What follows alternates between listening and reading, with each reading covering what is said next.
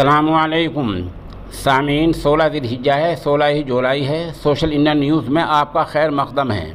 ख़बर का उन्वान है लुलु मॉल शॉपिंग और नमाज और 40 पाठ।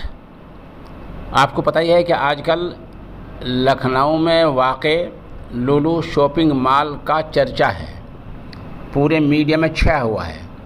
कभी वहाँ 40 पाठ को लेकर बहस होती है, कभी नमाज को लेकर बहस होती है, कभी बेचारे अनजान लोग उनके हक़ में सोशल मीडिया पर डालते हैं कि नमाज़ पढ़ने से मना कर दिया गया, कभी डालते हैं 40 का हम पाठ करेंगे। ये मॉल अभी 11 जुलाई को इसका इफ्तिताह हुआ है और चंद दिनों के अंदर पूरे मुल्क में मशहूर हो गया है। तो क्या आप समझते हैं कि वहाँ ये नमाज का मामला और 40 पाठ का मसला ये सब अचानक हुआ है?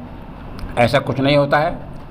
ये शातिर लोग होते हैं, अपनी चीज़ को मशहूर कराने के लिए, अपनी दुकान को, अपने मॉल को, अपने ये सब मशहूर कराने के लिए ये ओछी हरकतें क्या करते हैं। आप सब जानते हैं कि गुज़िश्ता 11 जुलाई को इस शॉपिंग मॉल का इफ्तिताह हमारे यूपी के वज़ीर आला जनाब योगी आदित्यनाथ जी ने किया था।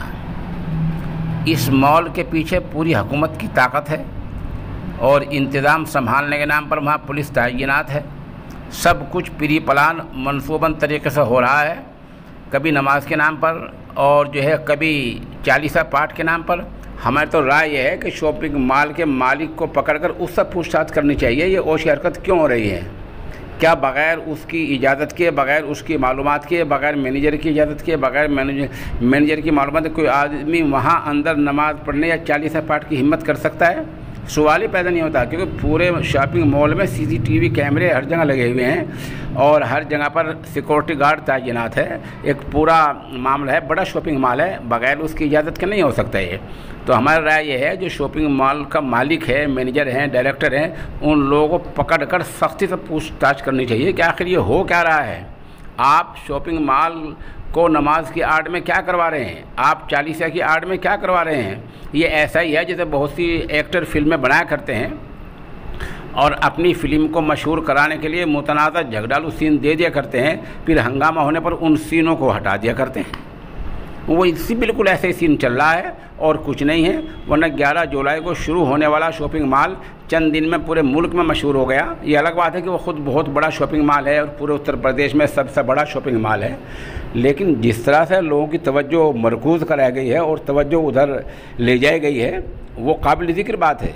बहुत शातिर जहन का मालिक और शातिर जहन की इंतज़ाम में मालूम होती है कि जिसने शॉपिंग मॉल को एक हफ़्ते के अंदर ही ज़ीरो से और जो है हीरो तक पहुँचा दिया है। और हमारे हमदर्द लोग बिलावजह नमाज और 40 की आड़ में सोशल मीडिया पर डाल रहे हैं कि बहुत वो नमाज से रोक दिया, 40 पाठ से रोक दिया।